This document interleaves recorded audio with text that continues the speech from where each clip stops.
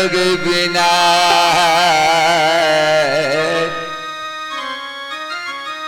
करहो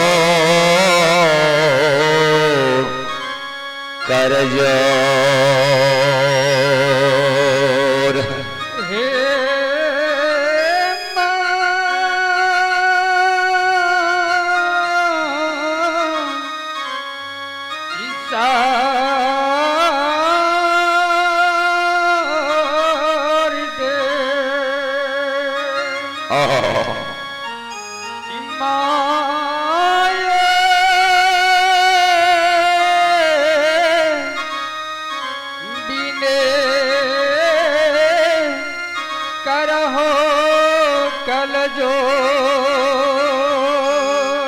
अक्की वाला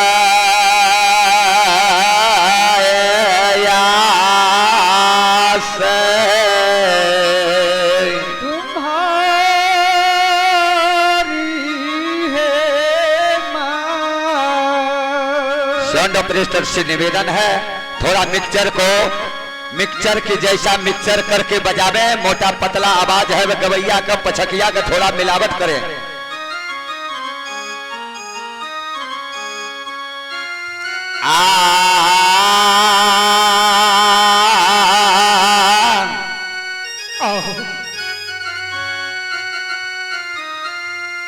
बाबूजी संत शिरोमणि श्रोता भगवान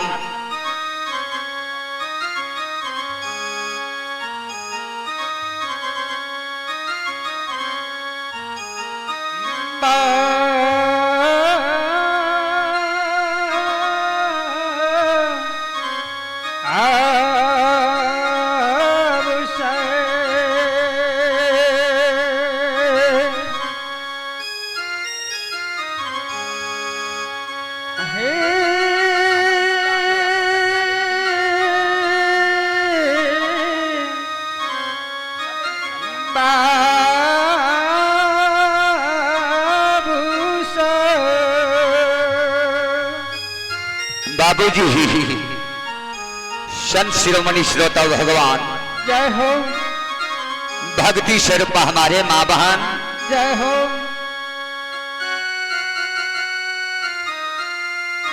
भारत गौरव गढ़ी बढ़ाने वाली हमारे माँ बहने आहो आओ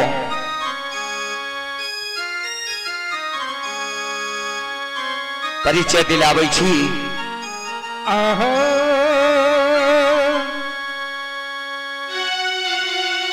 ग्राम पोस्ट पिलुआ के आहो बाबूजी आहो दासों के दास मैं श्री राजकुमार पंडियार श्री श्री 108 श्री रघुनी दास बाबा आहो श्री बिंदेश्वरी दास बाल मंडली की ओर से आहो अहाँ सब मैथिली लोक गाथा भगत आहो हिस्सा सुनियो सो इंडिया बाबूजी श्रोता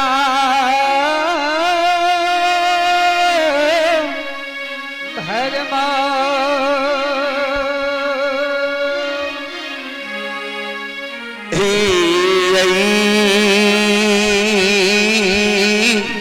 आहो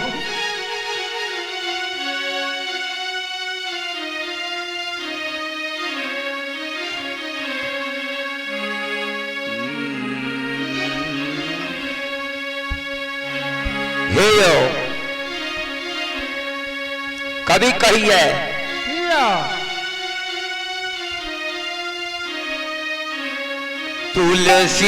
तुलसीदास बाबा आहो रामचरित्र मानस में वर्णन कर लिखी है किया बड़े भाग आहो मानो सतान पाबा आहो असुर दुरु लभ संत ग्रंथ ही गाबा आहो जय हो बाबूजी हाय बड़ी भाग से मिलल है बड़ी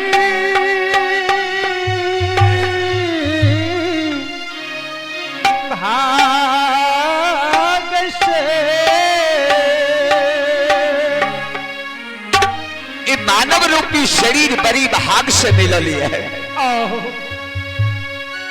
तभी लिखल कई रामचरित्र मानस में तुलसीदास बाबा किया बड़े भाग मानुष तन पाबा आहो ई नहीं कहल के ये तो एक बड़ा जानवर से हाथी त हाथी तन पाबा नयो बड़ी भाग से मिलल है बाबूजी आहो कते से कत से यो बाबू सा हे माँ के गार में से आहो मिललैया आहो बाबूजी हाय ये माँ के ओर से मिलल है इमा के ओर से मिला लिया बाबूजी आहो ये बार बार के चीज नहीं है नया अरे मानव तन मिलना दुर्लभ है,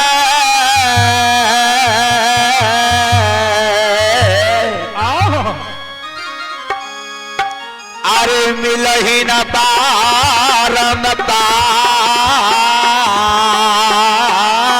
जय हो।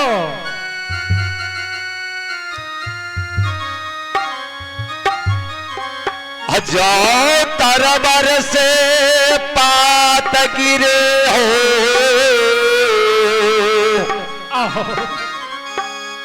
भैया जी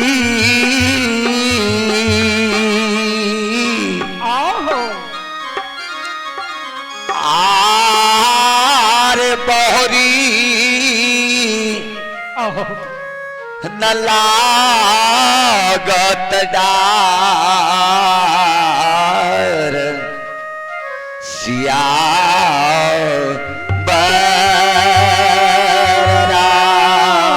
रामचंद्र।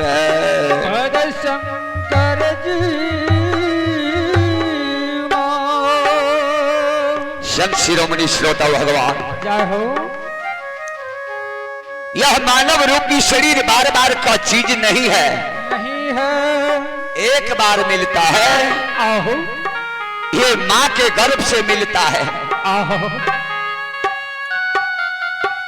हे माँ के गार में रही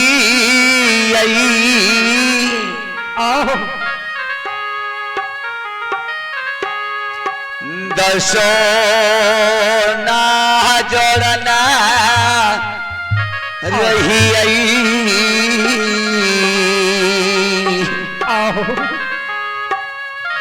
अर्जी कर रही आया मालिक से, परम्बर परमेश्वर से। आहो। श्रोता भगवान, जय हो। ए मालिक यही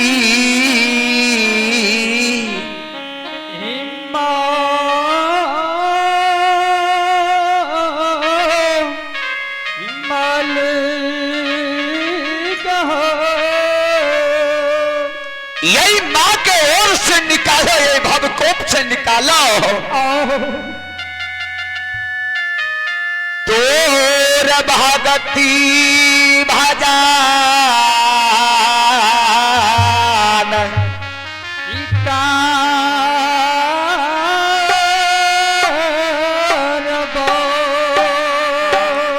बाबूजी, यही कलो काल कलयुग में ये लिए ये धरती धरातल पर माँ के गर्भ से कहलिए कहा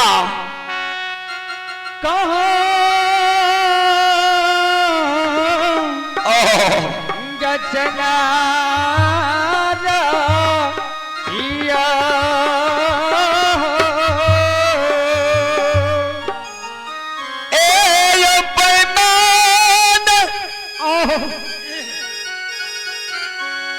बैन के लिए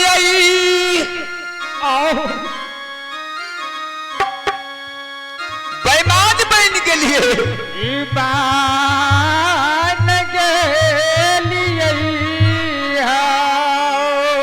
कहलिए कहा कहा कबूल में रही हो, झूठ बोल गए कथी में लग गए यहाँ हम। कथी में हे चोरी इंसान साबे विचार में लग गए,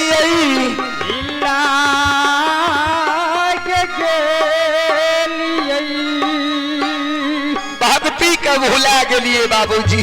भूला हो श्रोता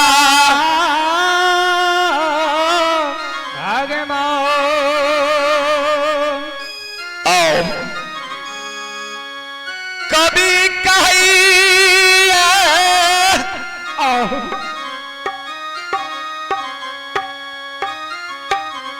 धरती से बड़ा माँ होइए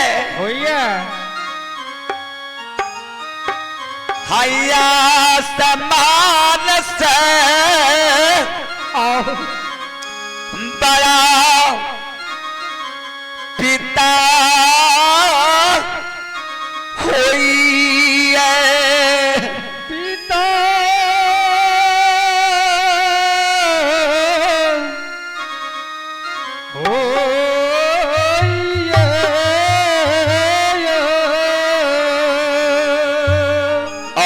बाबूजी संत शिरोमणि श्रोता भगवान जय हो भक्ति स्वरूप हमारे माँ बहन जय हो और एक माँ के वंदना गाबै छी एक माँ के झूमर गाबै छी आओ बाबूजी होय के बाद भक्ति प्रसंग विषय वासना के ओर बढ़बे बाढ़ा पैया बाबूजी जे भी त्रुटि फूटी भाषा में गईबे बजेबे बाबूजी बालक यबोध समझ के क्षमा कर देबे क्षमा के देबे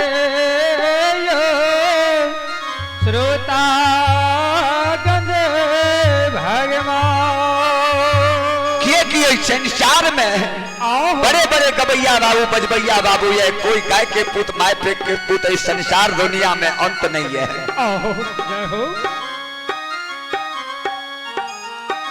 और ये मालिक के लीला यगरम अपारी है गुण गावई है आओ हजार के हजार हजारों के हजार यो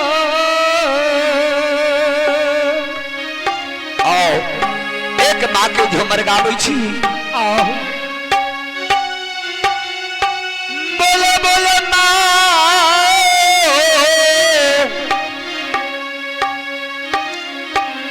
भगवती महरान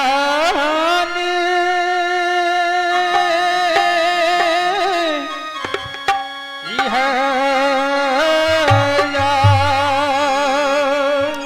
बोलो बोलो माँ सरो सती महरान यह बोलो बोलो माँ है कहील है महरान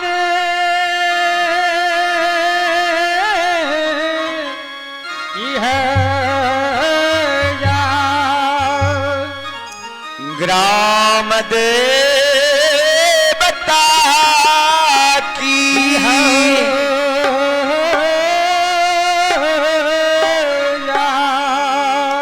गैया भैया चोरो पाथ देवे मान की है आओ एक माँ के झूमर गाबै छी आओ आग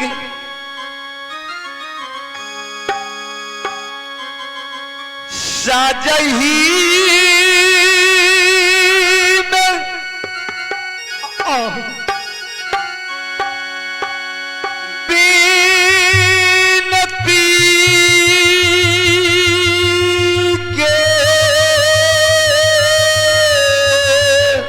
आओ हेलो ध्यान दे भगतिया मंडली से मेरा निवेदन है कि आप लोग जहाँ तहाँ घूम रहे हैं आप लोग जो खाना बच चुका है आकर के भोजनालय में बैठ जाए सजही में आओ बीनती के आओ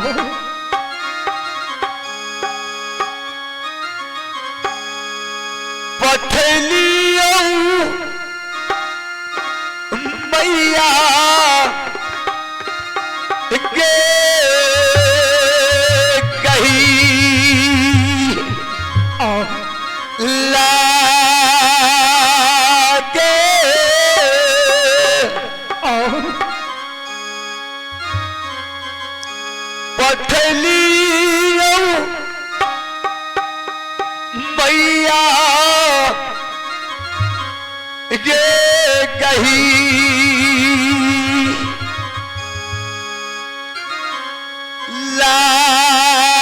लागे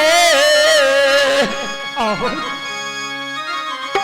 आगे होइते गे भोला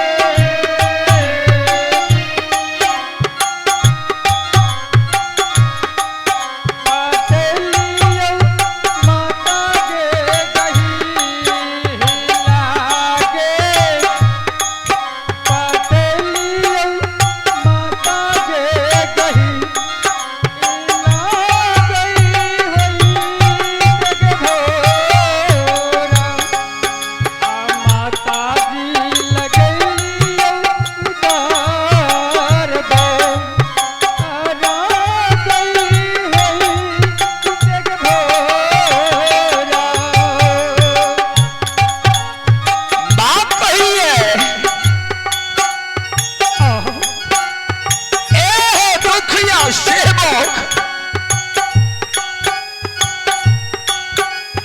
कौन चीज के तोरा जरूरी पड़ गेला आहो ध्यान देवे जितने मेरा भगतिया मंडली है आप लोग के खाना बन चुका है की मारा दूध भात कठोरा घट गेला कथी ले तू हमरा खबरी पठैलो जय हो दुखिया सेवक कहिए हे गे माँ एक माँ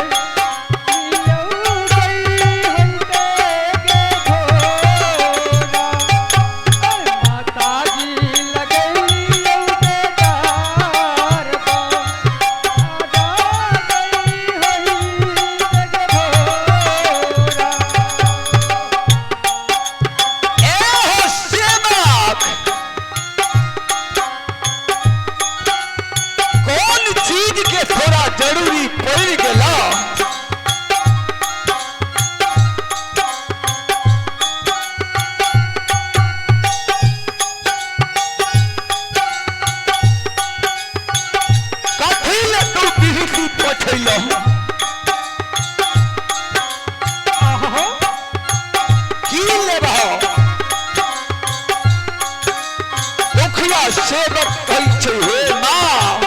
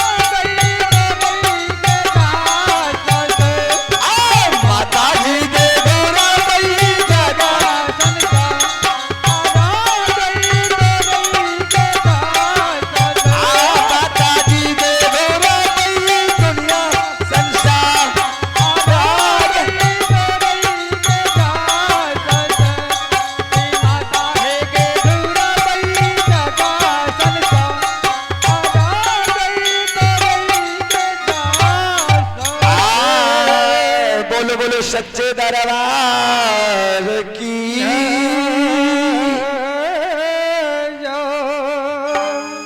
आओ बाबूजी, आओ संत शिरोमणि श्रोता भगवान जय हो, भक्ति स्वरूप हमारे माँ बहन, जय हो। आओ भक्ति प्रसंग की ओर बढ़ई सी बाबूजी। अगला गवैया भक्त ज्योतिष बाबा के प्रसंग के गावे रहे। आओ अगर बाबूजी कहबे तो वही सुनेबे, नहीं तो जेही कहबे वही सुनेबे। आओ बाबा कारबे के कहबे तो वही सुना देबे, बाबा खेदन के इशारा करबे तो वही सुना देबे। आओ नहीं तो आबू ज्योतिषे बाबा के लाकर चले सी कनिए दूर। आओ प्रेम से बोलिए श्री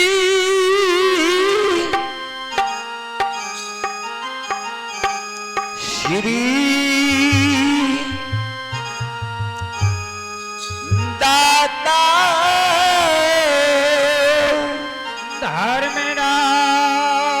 धर्मराज भगवान यह जान। आओ पहले जानियो ई धर्मराज बाबा के कर छिए, के कार्य के कर छिए। आहो सुनियो, हे सुनु सुनु ये गवैया